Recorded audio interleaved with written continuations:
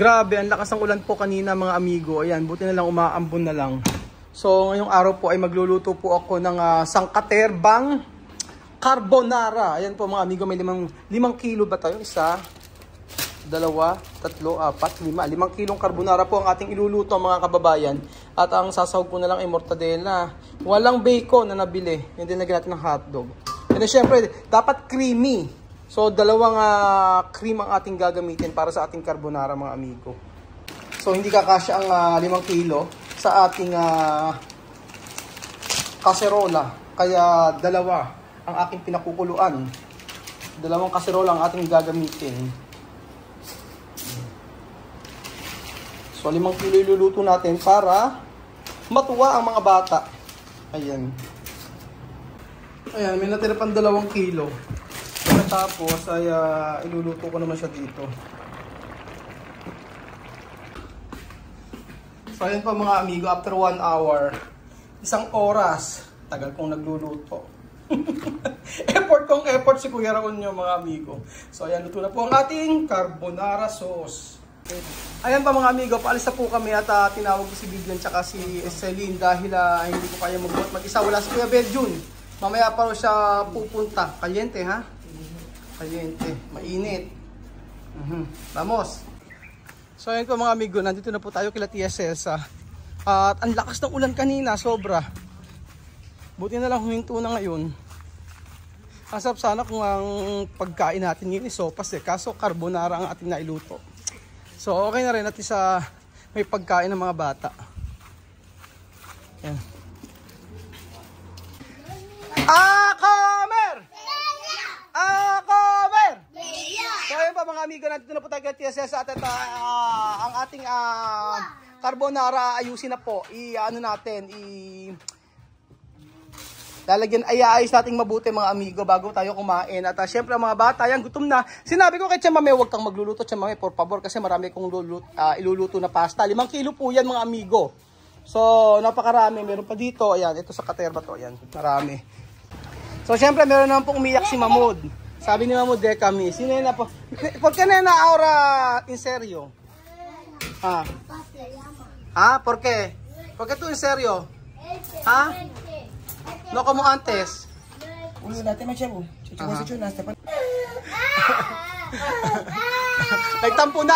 Nagtampo na kasi naman sabi ni Chamame, gundo, hindi siya kakain ngayon. Niloloko. Nagtampo tuloy si Mahmoud. Yun, sinalpakan ng pasta, yun, sinalpakan ng pasta. Sige, yun. Sinalpakan ng pasta, sige, banat, yan, sige, Mahmoud, ahora no llorar, ha? Wow! ¿Por qué? Mami, ¿por qué? Cuida un concha. Ajá. Dice, ¿por qué cuida un comida langosta grande? No avisar. No avisar. No venís a comer, deja niños comer. Sí. Yo voy a avisar. Mañana tal, no. May nagagalit daw kay Chamame si Concha. At sabing ganun, bakit daw hindi siya inabisuhan na kumain daw kami ng hipon. Sabi ito para ang mga hipon daw ay para sa mga bata, sabi niya. Pero nung nagagalit daw ay joke lang naman daw 'yon, yung nagagalit si Concha. So joke lang na siya ay nagagalit. Pero bakit daw kasi first time kasi kumain ng mga bata dito ng hipon. Kaya nung nakaraan nung nagluto ako ng sinigang na hipon, talagang yung mga bata solve po. Don't worry, tayo po ay magluluto pa ng hipon sa mga susunod na araw. No, otro día no hay problema, Chamame. Yo cocinar más langosta. Yo no puedo. Ellos no vienen a comer aquí. Yeah. Solo quieren venir a comer langosta, después vete. No pwede, sí, oo. Naku, ayaw nga ni Chamame noon kasi kakain doon ng langosta, ay magbabaon daw. Sharon No, kere Sharon. Ayaw ni Chamame ng Sharon. Ganon. So, ayaw ni Chamame ng ganon na pupunta rito tapos iuwi yung ulam. Siyempre, hindi nga naman okay yon. Ayaw niya nagsha-Sharon. Pero, nagpakain ka na nga, nagalit pa. Meron bang gano'n? Nagpakain ka na mga bata, mga nanay, nagalit pa. Nagalit pa si Concha. Vamos a comer, Mireille. Aha, vamos a comer Barbie. Con dos quizás. Ayan, siyempre nandiyan si Mireille at saka si Barbie. Kakain.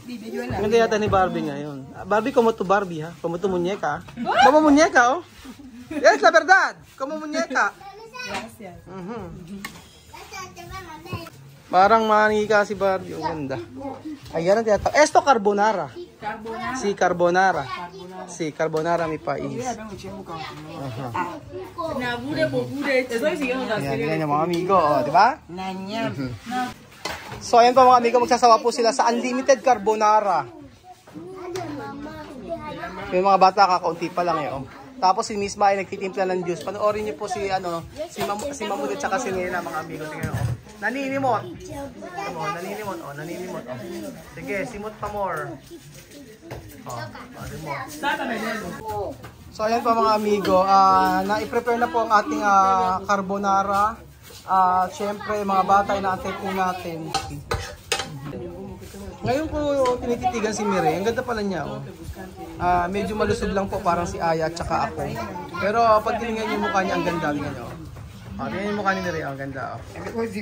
Diba? Eto, basta mas maganda si Mireille. Mataba lang.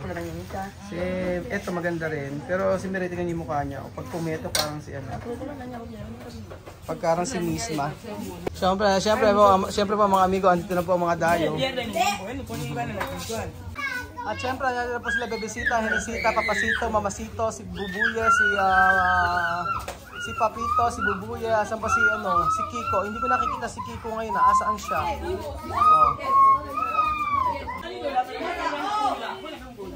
Ayan po mga amigo, magsisimula na po tayong kumain. Pero syempre, bago po kumain, daming bata ngayon Parang sino bang kulang dito? So sabi ko po mga amigo, wag nang tinapay, pero hinahanap talaga nila yung panes mga amigo. So nagpabili pa ako ng tinapay para po makakain sila ng maayos.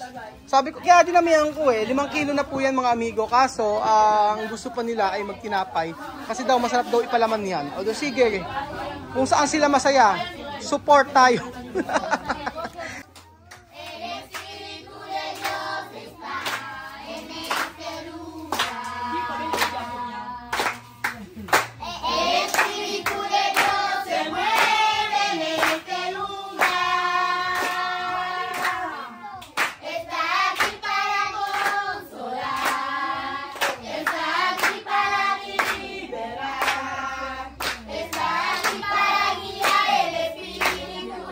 Está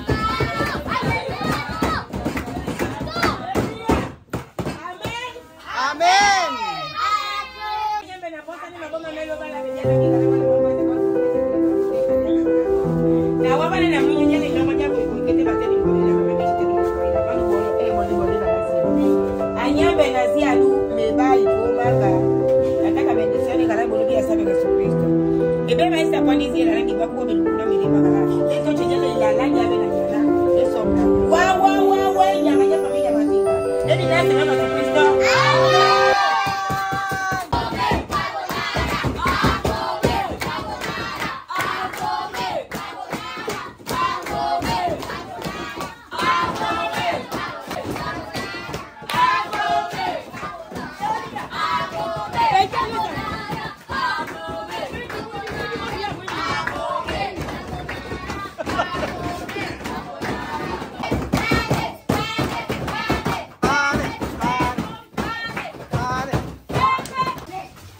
Siyempre, masarap po mga amigo ang carbonara daw kapag may tinapay. So, alam nyo, ang panis na ito ay mamimiss natin sa Pilipinas. So, ang panis na ito, sa hindi po nakakaalam, ay lasang putok sa Pilipinas. Alam niyo po may putok? Putok na tinapay. Ganun po ang lasa niya. Kaso, hindi siya matamis. Yan. Parang yung putok sa atin, medyo matamis-tamis eh. I-correct nyo ako kung mali ako. Pero ganun po ang lasa niya. Yung crispy yung labas, tapos yung loob niya ay, ayan, malambot. So ayan po, nagsistart na po na magparty-party para po sa ating carbonara. Ang daming bata ngayon, grabe. So syempre, ang ating carbonara ay bida ngayong araw. Sana mabusog silang lahat. Sige pa. Party-party. O, na iba panes. Ayan si Lihia. Walang panes. O, sige. Alima, ano problema, Alima? Ano na naman? May problema ba, Alima? Irap-irap na naman. Parang meron na naman ibig sabihin si Alima. Bakit inuuna yung mga malaki? Ando kasi sila, Amir, nangunguna, ando, no? Ayun. Alam na kasi Alima, kailangan unahin ng mga bata. Pasar. Asa na naman yung bata umiiyak. Nako, ayun na naman si Mamod, umiiyak na naman. Umiiyak.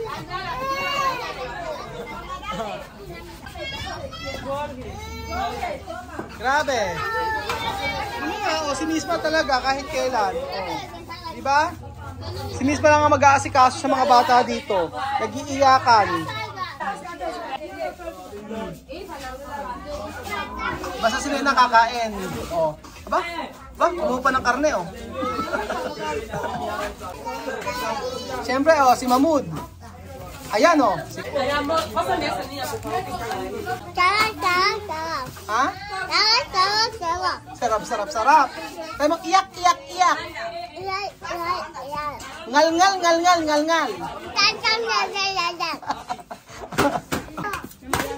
Tomer. Manda lalaki.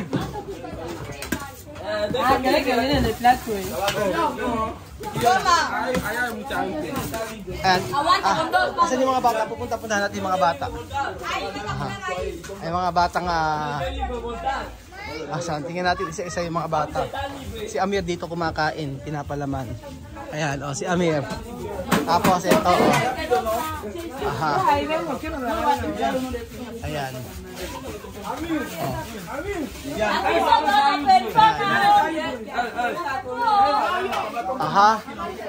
Ayun. So, syempre, yung mga bata, hayaan natin sa baba. Hindi na kasi sa lamesa. Marami yan. Thank you Lord sa mga blessing na ito. Grabe. Nakikita nyo kasi yung mga bata, pag nakita ko kasi yung mga batang ganito na kumakain at sasabihin na thank you Kuya Raul kasi ngayong araw ngayong gabi ay matutulog kaming busog. Nakakadurog ng puso. Kaya lagi ko nagpapasalamat sa Diyos dahil binibigyan tayo ng lakas ng Lord. Actually, mahirap mag-prepare ng pagkain sa totoo lang. Ito, ilang oras kong ginagawa na ako lang talaga mag-isa dahil mas okay na ako na magluto. Pag andito kasi ako sobrang init, so mas maganda, mas madali pagka sa bahay ako nagluto. Kaya sabi ko salamat sa Lord at binibigyan ako ng kalakasan sa araw-araw dahil kung hindi sa kanya ay hindi ako makakapag-prepare ng ganito karaming pagkain. Pero pag mga pambota, mga adobo, hayaan natin si Chase sa bahala, kayang-kaya niya na mag-isa yan. Pero yung mga ganito kasi ako lang nakakaalam luto. Si Chamame, pag siya nagluto nito, lalagyan ng saksakan ng daming mantika. Kangina, ayan, naglalagay na naman siya ng mantika. Sabi ko, Chamame, ba't mo nilalagyan ng mantika? No. Sabihin? Sí, esto carbonara muy bien. Carbonara. Ah, carbonara. Aha, está bien. Yan si Lihia na talagang napakabait at yan ang mga una natin nakilala. Kaya comida tu comer antes cuando tu ver ahí de restaurante. Spaghetti con pollo. Aha, tama. Sabi ko ano yung pagkain na kinain nila sa restaurante nung nakilala ko. Sabi niya spaghetti. Siyempre napakabait naman ni Chamame, magbibigay na naman siya sa mga kapitbahay niya. Para kay Nesto. Para bebesita. Nasa simbahan daw po. Está en la iglesia? Ani de la iglesia. Aha, sí. Nasa iglesia raw po mga amigo ang anak ni Melania. So, may natira pa. Marami pa rin. Pero thank you so much sa panonood ng video na to mga amigo. Siyempre, maraming esto para Celia Baldina. Para Celia at Baldina. Nako, yan na si Mahmoud. Nagsalahula na po mga amigo. Mahmoud, Grabe. Si Ulunda. Paubusin kay Ulunda. Kay Sophie. Donde para nena? Tawag yung mga bata.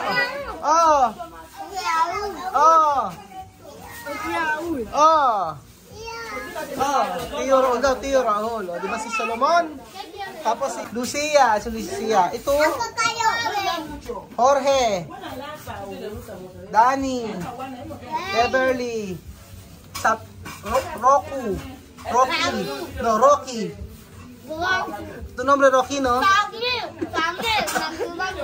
Samir. So ayun pa mga amigo, dito pa katapos ang ating video. Maraming salamat po sa panood ng video na to at God bless po. Guwapa. Ay mga mababait na kapitbahay ni Tia Celsa. Okay na dito. So, merong may chika. La-live ko na lang, wag na dito. No, está bien. No, sí. Testa, no pere. Salamat po mga amigo at God bless po. Abangan niyo po ang aking kwento sa live natin. So, thank you po at God bless. Ingat po kayo lahat mga amigo at maraming salamat po sa walang sawa niyo po panonood. Yung mga bagay na ganito kaya yung mga bata nakakatuwa, nagkakainin sa lapag. So, yun ang mga nami-miss natin, di ba? Nakakamiss. Salamat po. Adios! Adios! Gracias! Mabuhay Pilipino! Mabuhay Pilipino!